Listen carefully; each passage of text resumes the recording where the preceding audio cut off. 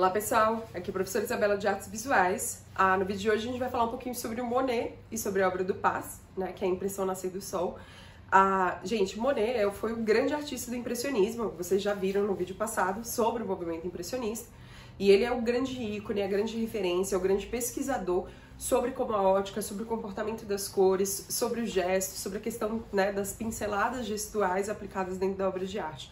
Ou seja, um grande revolucionário e que deu um pontapé muito importante para o que a gente chama hoje de modernidade. Vamos entender um pouquinho sobre esse cara? Bem, vamos lá, falar especificamente sobre o Monet, né, nesse momento. A gente já viu alguns artistas, já viu as características principais. A gente não pode esquecer, né, do Renoir e do Degas, especificamente o Degas, por conta do fato das exceções, né, que ele acabava tendo, que é o caso da pintura com contornos de linhas, pinceladas marcadas, sempre mantém, né, uma coisa que é meio padrão, só que ele pintava muito ambientes externos. Uma coisa que é fato é o Monet ter sido o representante de tudo que a gente considera impressionista. O estudo de luz, o estudo de cores, a pincelada marcada, tudo advém desse senhor, tá? Então ele é o grande marco das características principais gerais do movimento impressionista. Então ele é o impressionismo, tipo, todas as obras elas têm caráter impressionista, então assim, ele foi o cara realmente que marcou todo o movimento artístico. Bom, o artista Monet ele teve uma forte influência da arte japonesa, isso na verdade vários outros artistas tiveram. Né? No século XIX teve uma grande exposição de arte japonesa e, consequentemente, os artistas entraram em contato com algo muito novo e que, gente, vamos lá, né? A arte japonesa até hoje influencia bastante quando se trata de conteúdo cultural. Então, assim, é uma estética muito específica, um estilo muito, muito único, uma vestimenta, gestos, enfim. Então, tudo isso acabou alimentando muito culturalmente a Europa. Aqui tem as referências, né, dessas moças lindas, super bem vestidas, com trajes tipicamente japoneses, só que visivelmente são europeias. Eu gosto muito de mostrar essas duas pinturas, porque muitas pessoas, eu já ouvi isso, né, com certa frequência, muitas pessoas atribuem o estilo de arte do Monet a uma falta de técnica. Tipo, ele não sabe pintar. Gente, poupem-me, né? Vejamos, olha bem essas pinturas. Tá longe de ser um cara que não tinha técnica, né? Então, assim, ele estudou nas faculdades de artes do mundo. Então, assim, especificamente Paris, que é o lugar onde a arte ela florescia muito, né? Então, na verdade, ele foi um cara que arriscou muito sobre a inovação das visualidades. Bom, eu gosto muito dessas fotos, na verdade eu acho elas super intimistas, né? Por dois pontos. Primeiro que mostra maior... Isso que é dentro da casa do Monet, o palacete dele, né? Que é uma casinha super provinciana, que fica nas proximidades de Paris, é passível de visitação, hoje é um museu. E eu acho muito legal essas cenas, que eu roubei da internet, mostrando tipo a cozinha dele com a cor amarelada, e eu gosto muito da referência dos azuis e dos tons esverdeados, que já denotam que o artista tinha uma preocupação até mesmo decorativa com uso de cores complementares. Não se esqueçam sobre cores complementares, que são cores opostas que funcionam bem juntas. Um exemplo são, né, literalmente o laranja com o azul, mas nesse caso é uma variação dos laranjas, que são os amarelos. Lembra que o laranja e o amarelo estão muito próximos. E aí a gente tem como oposição, né, os amarelados e os azulados. E a decoração, se vocês observarem, são gravuras japonesas, né? Então aqui acho que tá bem claro, ó. Essa daqui é bem famosa, daqui a pouco eu mostro ela maior. Mas toda a decoração tem arte japonesa e elas são de tons azulados. Então é uma decoração proposital, né? Provavelmente planejada visualmente. Essa daqui é a obra que estava na parede, né? É uma obra linda, super famosa. Calma que não é essa ainda. Aqui que eu risquei, que é a Grande Anda de Kanagawa. Hoje é uma obra quase da pop art, né? É uma obra milenar, é uma estilogravura, e ela é super tradicional dentro do Japão, da cultura japonesa, e enfim, o Monet tinha uma original, né? Uma das reproduções originais. Lindíssima, tem um movimento incrível, cores que são muito exuberantes, tem a ver com a cultura oriental, com a cultura japonesa, né? Aparece aqui o Monte Fuji no fundo, aí tem os barcos, e é um tsunami, tá, gente? Faz referência a um tsunami. Aqui são uma das produções mais clássicas. Eu vou mostrar uma série, porque é muito marcante isso em contexto visual. Claro que a gente tá falando de um artista que se propôs a fazer algo super inovador. Né? Então, assim, essa coisa do estudo da luminosidade, da observação do comportamento da luz de acordo com a hora do dia. Tanto que essas duas obras são do mesmo lugar, só que em horas diferentes. Então, a gente consequentemente vê que essa obra é muito mais iluminada, por exemplo, talvez um meio-dia, alguma coisa assim. E essa é o grande mote dos artistas. Ela é super marcada, super pincelada, então assim, isso é interessante também de se ver, né? Eu vou tentar mostrar depois as pinceladas pra vocês, porque vale muito a pena analisá-las. Então é tudo bem marcadinho, né? Vocês veem que tipo, ele vai construindo com uma sobreposição de tonalidades variadas. Muito cuidado com essa parte das pinceladas e da tinta. Quando a gente pesquisa na internet, a primeira coisa que se fala é assim, eles não usavam cores misturadas. Quando a gente diz de mistura, é tipo pegar a paleta do pintor, colocar as tintas e tipo, eu quero fazer um verde. Aí misturar ali o amarelo e o azul e dar o verde. Não. Quando ele quer o verde, ele mistura diretamente na tela. Então as telas, no final das contas, obviamente tem mistura. Não tem como não ter mistura. Tem a mistura, porém, elas são feitas diretamente na tela. Então é uma pintura muito ágil. E claro que esse sistema de mistura também é algo inovador. Reparem, ó, a transição. Aqui é a ponte, né? A ponte japonesa da casa dele. Aqui é a ponte japonesa da casa dele. Aí, tipo, então, Isabela, isso aqui é um momento que tava super no verão, tava um calorzão. Talvez, também pode ser isso. Mas o nosso querido Monet adquiriu, né, desenvolveu, justamente por conta da exposição excessiva de luz solar, ele desenvolveu catarata. E aí as obras elas começaram a ficar muito aquecidas, a tal ponto que ele começou a perder a visão. E é muito triste isso para um pintor, imagina, para um artista. Perder a visão era algo muito triste. E aí o Monet optou, né, por ser um dos primeiros as experiências de cirurgia de catarata. Então, assim, ele, além de tudo, né, além da pesquisa ótica científica, ele se propôs a ser uma das cobaias da cirurgia de catarata, que deu certo. Olha o nível de pintura, como ele já estava perdendo a visão. Isso aqui ele estava com a visão já embaçada, já com alteração de tonalidade, tá? E ele fez o uso da pintura como um registro dessa alteração do que ele estava enxergando. Então ele tentou pintar para mostrar para a população como que era uma pessoa que chegava com catarata. Olha o nível que chegou. Então isso aqui já ainda é, né, o processo. E eu acho isso muito sensível da parte dele, porque é um cara que estava perdendo a visão e ele se propôs a manter o ato da pintura como um registro de como a ótica se comportava de acordo com a doença. Isso é muito importante, gente. Então lembrar que essa referência dele também é significativa. E é muito legal, mas ele fez a cirurgia, ele conseguiu recuperar a visão, porém, todavia, ele morreu 3 anos depois de câncer de pulmão. Mas ele já estava bem idoso, né? Ele morreu aos 86 anos, então foi um cara que apreciou muito a produção artística, mas desenvolveu câncer de pulmão. Isso aqui é a casinha dele, olha que humildade, né? Dá pra ver aí onde ele se inspirava para retratar as pontes, as ninféias, né, que são as plantas. Ele fazia sempre questão de fazer registros no outono, que era o momento que estava mais visível, com a tonalidade que agradava mais a produção dele. E esse lugar é passível de visitação, hoje é um museu, né, o Estado francês adquiriu da família dele, cuida, preserva e abre para visitação da população. Só que eles só abrem em uma fase, um período do ano, que é justamente quando as flores estão floridas, para que as pessoas tenham o agrado de visitar, né, os jardins de Monet.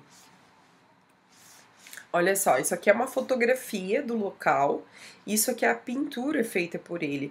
Isso aqui é uma coisa que eu acho bem legal de mostrar para vocês, porque quando a gente olha para uma obra, principalmente quando a gente olha dentro do museu, uma obra impressionista, ela parece muito suja, muito borrada. Porque no final das contas, paisagens são muito assim. Se a gente analisar a fotografia, a gente consegue reconhecer os elementos, mas eles são todos definidos pelas cores que eles têm. E é exatamente o que os impressionistas fizeram. Eles nada mais fizeram do que representar a realidade. Só que de uma maneira muito mais simples, muito mais prática. E as pessoas têm uma dificuldade muito grande com essa praticidade. Acham que a arte tem que ser difícil, tem que ser complexa, o que é uma grande bobagem, diria até que uma grande burrice.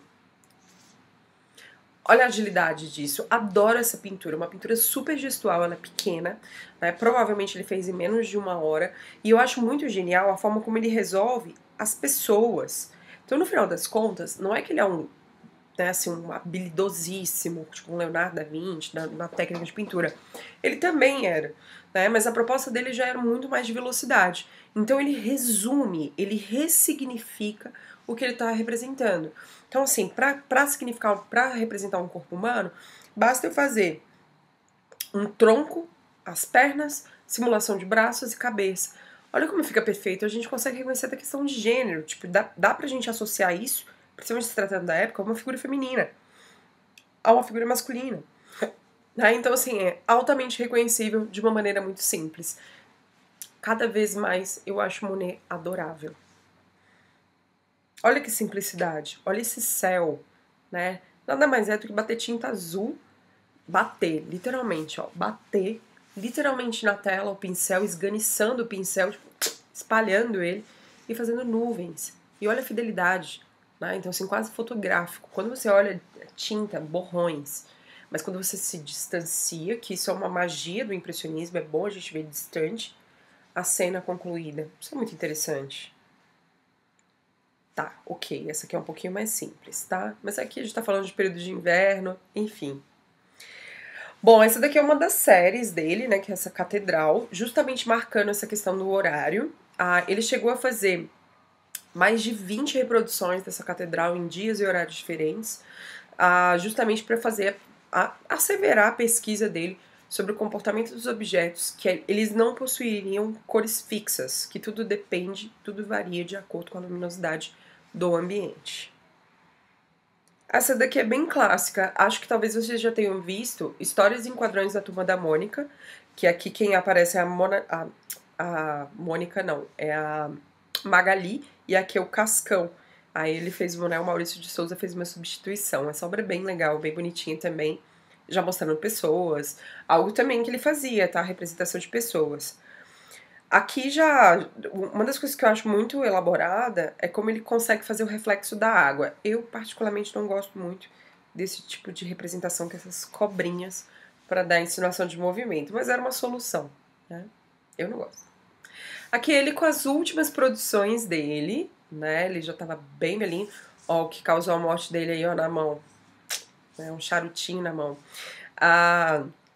Ele já tava bem idoso, ele já tava... E é muito triste porque ele morreu bem insatisfeito. Ele chegou a fazer essas ninféias, a gente tá vendo só pedaço, tá? Daqui a pouco eu mostro elas inteiras só pra vocês terem uma ideia. Mas ele ficou muito insatisfeito, então ele pintou e repintou ela depois de fazer a cirurgia de catarata, ele pintou e repintou várias vezes. Insatisfeitíssimo, aí tinha um amigo dele falando, não, tá muito bom, aí ele, não, tá faltando alguma coisa. Enfim, ele faleceu com a obra. Ela não estava inacabada, mas ela estava, eu diria, inacabado pela insatisfação dele, inacabado para o Monet, o que é uma grande pena. Olha como elas são expostas, que mágico. Elas ficam expostas nesse museu em Paris, é um museu pequeno, né, que é o Orangerie, que é tipo Laranjeiras, né, que na verdade ele fazia parte da família real, né, tipo é um setor da família real, e aí acabou virando um museu. Tem muita gente que não visita, porque enfim, Paris é cheia de museus importantíssimos, tipo Louvre, e acaba dando menos expressividade porque ele acaba sendo um museu muito pequeno, mas aí tem essas obras-primas. E eu acho muito legal a forma como eles expuseram e a forma como, né, o fato da sala ser em formato ovalado e a distância, né? E esse banco não é para você chegar, sentar e dar uma descansadinha, não. É para você ter uma melhor apreciação da obra. Então, com uma certa distância, que aí você tem né, uma amplitude. Então é muito legal, é um lugar muito agradável. Muito lugar. Pessoas. E por fim, a obra do Paz. Gente, essa obra, quais são os aspectos importantes? Primeiro, o nome. Tá? Impressão foi onde deu o nome impressionismo, então graças a ela, né, veio o nome impressionismo. Um crítico de arte fez um texto para um jornal falando mal da obra, dizendo que ela era uma básica impressão, que tinha impressionado ele pela simplicidade, mas é muito uma coisa que me marcou muito quando eu fiz a leitura da crítica dele, é ele falar que papéis de parede eram mais elaborados do que essa obra. Gente, tem incontáveis papéis de parede que são super elaborados mesmo. E essa é a magia dessa obra, é não ser elaborada, esse é o foco dela. Né? Então ela é simples. Parem de achar que a obra de arte precisa ser, sei lá, uma Capela Sistina da vida. Não é assim que funciona. Né? E eles marcaram esse ponto, que a obra de arte ela pode ser muito mais possível, né? Muito mais acessível, muito mais prática do que foi construída historicamente. E o Monet ele veio para contradizer. Esse é o ponto que eu sempre digo. A gente só não chamou impressionismo de modernismo porque eles estavam no século XIX. Se eles tivessem já ido para o século XX, eles seriam o marco da modernidade, que seriam os caras. Só que eles estavam no final do século XIX, então assim, o século não ajuda muito, deu uma catracada lá na revolução deles. Em aspectos técnicos, nós temos uso de cores complementares, que são os azuis versus os laranjas, ou seja, cores quentes versus cores frias. Isso aqui, pelo amor de Deus, não chamem de preto. Metrôzão passando. E um cachorro enlouquecendo. Nessa cena aqui, gente, isso aqui não é preto, tá? É um azul muito profundo. Esse azul é um azul da Prússia, que é um azul que a gente chama vulgarmente de azul marinho. Mas o nome certo é azul da Prússia, que é um azul super fechadão, né? Então, assim, quase beirando ao preto. Porque no final das contas ele tem mistura de preto, mas é azulado, tá? E outra coisa que é legal é como a mistura, lembre-se que a mistura é feita diretamente na tela, do fundo, né, que é laranja, vai se dando com o azul, criando aspecto esverdeado, tá? Que aqui, ó, ao redor, nós já temos umas tonalidades mais puxando pro verde, tá? Essa partezinha aqui, pertinho do sol, tá certo? E é um nascer do sol, não é um pôr do sol. Temos uma certa profundidade, ó, tá vendo que tem uma transição dos barcos, tem planos, tá? Então de uma maneira muito simples, e o mais marcante são as pinceladas gestuais, tá? Quando a gente fala pincelada gestual é porque você vê o movimento do artista, tipo, onde ele começa e onde ele finaliza. E muito disso ele se inspirou na arte japonesa, inclusive na escrita, tá certo? E é isso. Bom, é isso. Eu espero que vocês tenham gostado, tenham compreendido um pouco o processo da arte desses grandes artistas. E qualquer dúvida que vocês tiverem, me procurem no Google Classroom ou no @artesvisuaulas, lá no Instagram. Até mais, pessoal!